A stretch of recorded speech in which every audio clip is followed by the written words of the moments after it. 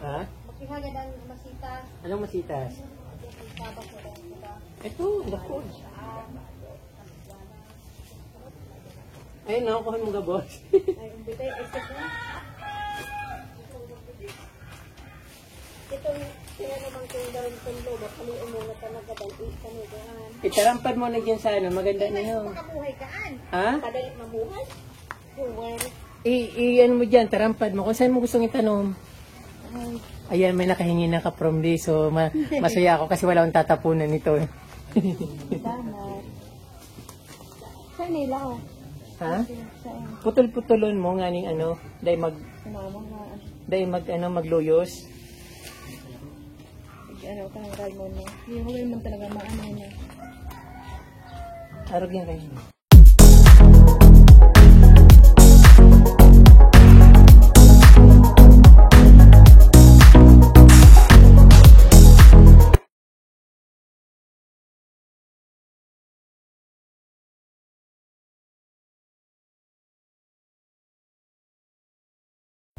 Hello mga kapramdi, magandang araw sa inyong lahat. Ito, nandito ulit ako sa aking kubo. Pero kung bago lang po kayo kapramdi sa aking channel, huwag niyo pong kalimutan na mag-subscribe muna. At itas po yung notification bell para updated po kayo sa aking mga videos na bagong post. Ngayon kapramdi, medyo talagang sobrang lush ng aking halaman at napakataas. So gusto ko ng bawasan kasi parang nasusuffocate din ako pag lumalabas ako. So, ang unahin kong tanggalan ng, yung mga putulin ko yung mga nakatalikwas, yung mga matataas, na nakakaharang sa daanan ko. Kasi, parang, ang hirap, parang, lagi akong, parang umiiwas ako palagi para hindi ako madikit sa dahon. Kasi allergy ako doon kapramdi. So, ngayon, kaya tatanggalin ko na yung, unahin ko na yung medyo nasa daanan ko ng, pinto, nasa may pintuan kasi doon ako palagi dumadaan. So, medyo masukal na kahit tanggalin ko rin ng mga, yung ibang halaman tanggalan ko na. Kaya kapramdi, samahan niya akong magtanggal at enjoy natin yung paghahalaman. Tara kapramdi, tayo? Maggupit. So, mga kapramdi, bago ako magpuputol, hinanda ko muna yung, yung isa kong paso. Nilagyan ko ng tubig para pag yung pinutol ko ilalagay ko dito kasi pwede pa siyang itanim, sayang kasi. So kung hindi ko ilalagay dito, automatic siya malalanta kasi tag-init dito ngayon sa probinsya, sa Camarines Sur. Kaya ilalagay ko siya dito kasi yun nga nagsasayang ako, kung may humingi ibibigay ko. Ayun, simulan na natin magputol. Ito kasi nakauna na siya dito, nakahambalang na. So mas maganda pa nga kung puputulin ito. Kasi mas lalago siya.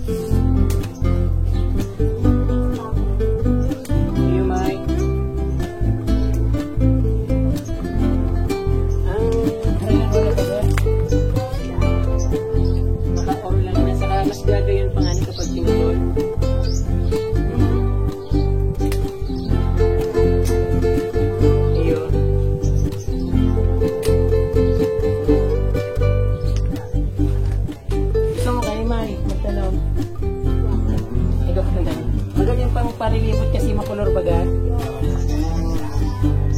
Iyo. Pero magusto. Iyo.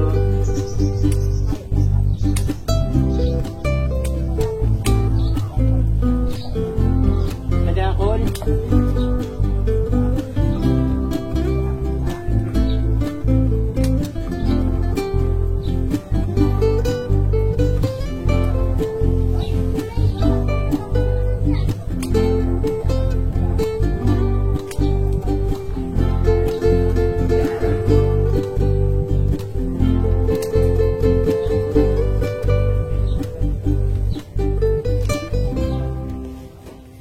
So ayan ka from di, napakarami ko kagad na putol.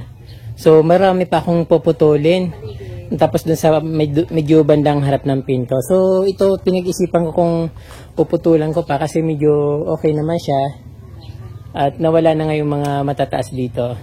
So doon banda naman sa pintuan ay no. Dito ko naman puputulin yung nasa paglabas ko kasi nakakaharang masyado.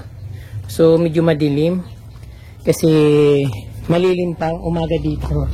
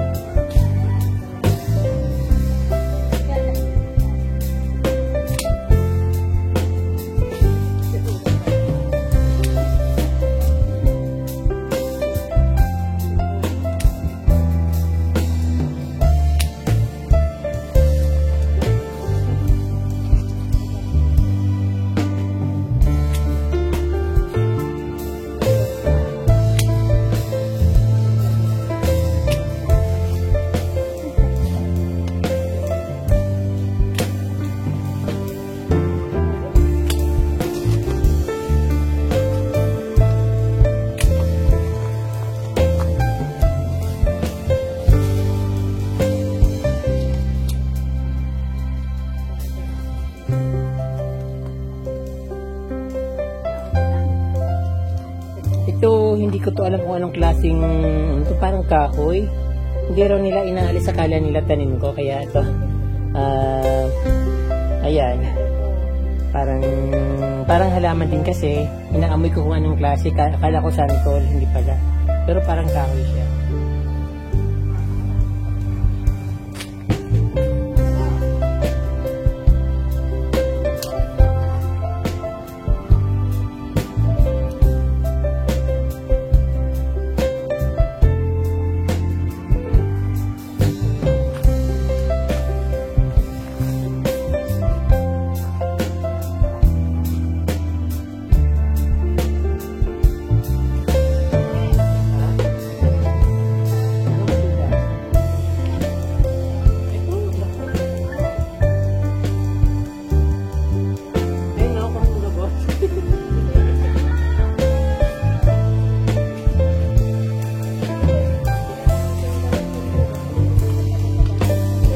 Itarampad mo na dyan sana, maganda na yun. Ha? I-ano mo dyan, tarampad mo. Kung saan mo gusto itanong. Ayan, may nakahingi na ka from this. So, masaya ako kasi wala akong tatapunan nito. Ha? Putol-putulon mo nga ning dahil magluyos.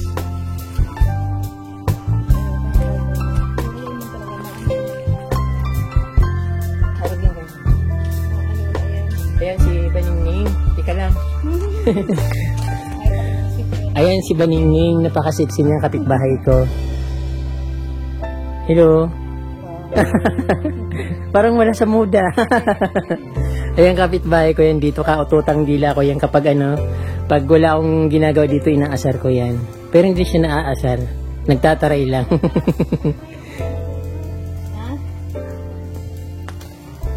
Ayun.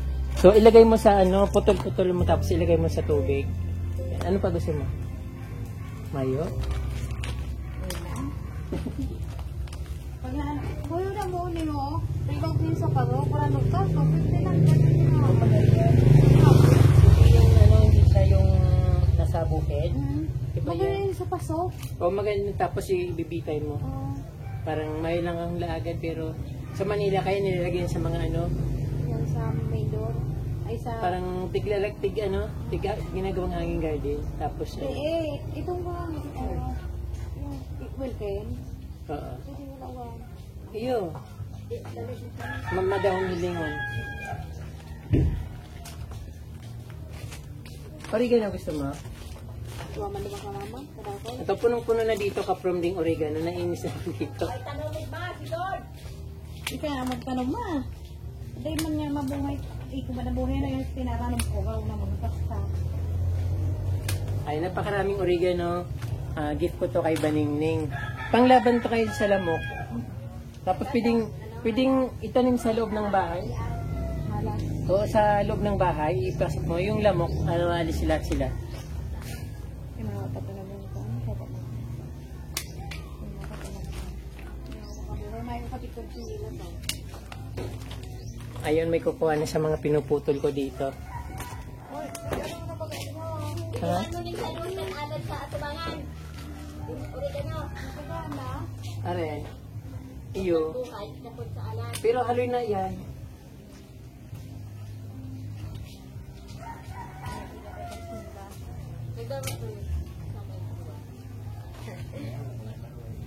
Naghanap pong stand kan cellphone.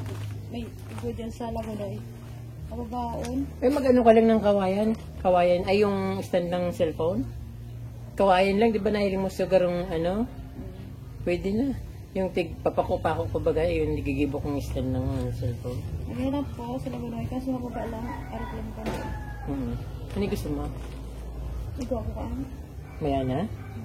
Dahil man nagdamig kasi malimpoy. Kapag nainitan, madahom. Kaya lang, dapat ibububuman. Ayan. Hindi na ako. Iyo. Masira naman, gula yun. Pang garong ubos kamote. So, ito na siya ngayon ka-promdi. Medyo, yan, maganda ng tingnan. Nawala na yung mga matataas na halaman. Kaya lang yung ko dito, namatay siya sa sobrang init. Kasi hindi naman kayang diligan ng kapatid ko dahil payatot yung kapatid ko at ang lit-lit niya. So hindi niya kaya magbitbit ng mga tubig. Although yung igiba nandito naman lang sa harap ng kubo. Kaya lang, wala naman maigib kasi nga yung tubig dito. So yung tubig ko kasi hindi ko pa naipaikabit dahil lumayas ako. Pumunta ako ng Manila kaya ayun. Wala pa rin akong tubig. So yung pag-connect ko naman, hindi ko naman ginastos. Tinago ko lang dito sa kubo. So anytime pwede ako mag-apply na ulit ng nawasa. So yung ilalim ng pinutol ko na maraming mga gandang tanim ko dito kapundi. So ilalim ng tawag dito ng Persian shade. So meron ako ditong napakaputi na Caladium, White Christmas or Winter Christmas. At ito yung ayan. Yung very dito, very familiar na dito na hindi pinapansin. Pero medyo maganda siya ka-from dito. Tingnan yung niya, pagkadahon niya maganda, yung Caladium. So hindi yung pinapansin dito kasi very common yun sa amin. At yung siyempre yung medyo mataba na halaman na tinanim ko dito yung philodendron. Ayan, tapos yung wow, ang ganda pala to. Ang niya, ang taba niya, yung kinuha ko sa bato na hindi ko alam kung anong klaseng halaman ito, pero I think halaman din ito. So, ang lalaki ng mga dahon niya. Ayun.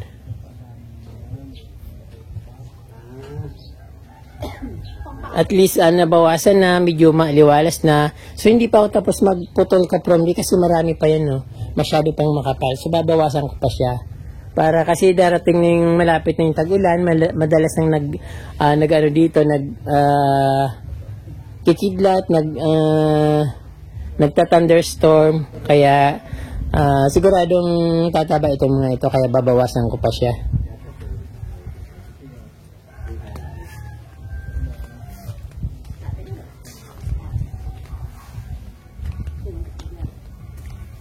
At syempre ito dito yung bigonya ko na bigonya ba ito? Ay hindi.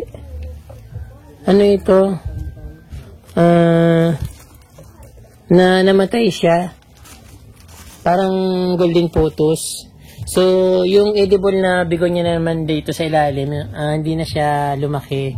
So ganyan lang talaga siya, talagang maliit lang yan. Kaya lang pero medyo na natutuyo yung niya dahil walang nag-aalaga. So ngayon, didiligan ko siya palagi at gagawa akong paraan para magkatubig na. Ayan. Ayan yung ano ko dito. Mga syngonium. Ayun, syngonium na galing Baguio. At ito naman syngonium na ang galing Manila, dun sa friend ko, kulay pink. Ang Begonia Star. Mayroon din ako ditong ito, ano buti walang pumuputol. Kasi madalas nila pinuputol pag dumadaan dito. Yung, anong tawag dito? Yung, ano nga ba ito, Kapromdi? Yung, nakalimutan ko naman. Sige, yun na. Maraming Begonia dito na wild. Ayun. Tapos yung mga ano ko dito, tumutubo na rin. Kaya lang, ang liliit na. So, talagang dapat pag may halaman, inaalagaan. Yan, yung orchids ko ng tiger orchids.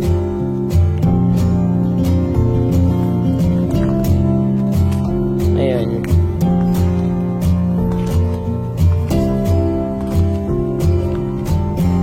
Lush pa rin at super kapal pa rin yung halaman dito.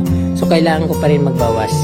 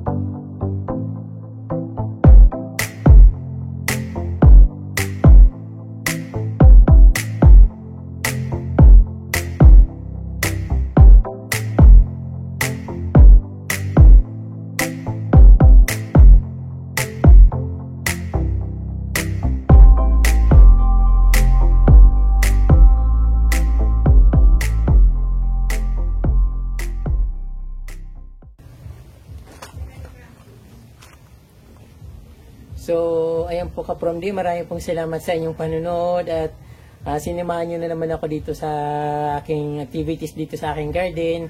So, napakarami ko pang gagawin at napakarami ko pang puputulin. At ito nga, medyo nalalanta na, kakaputol ko lang kasi sobrang init. Kabaliktaran naman na sa Manila, sa Northern Luzon na araw-araw umuulan na malabagyo.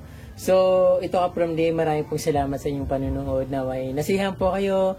At don't forget to subscribe and share the video.